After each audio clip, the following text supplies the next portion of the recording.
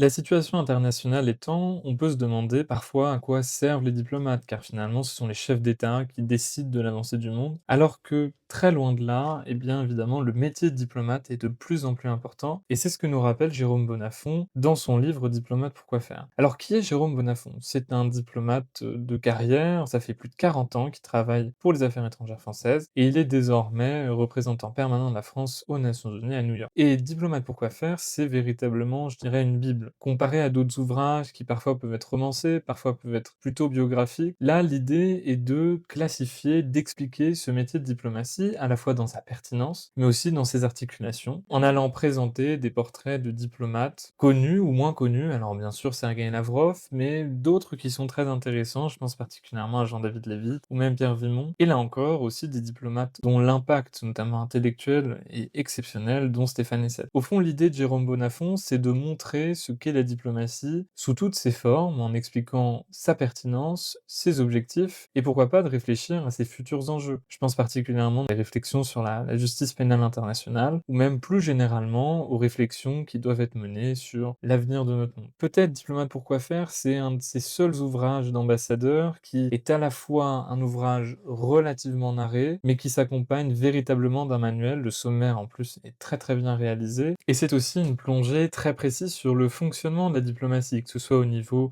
des directions au sein du Quai d'Orsay ou même de l'organisation avec le politique, et plus généralement sur le travail précis que gère une ambassade à l'étranger.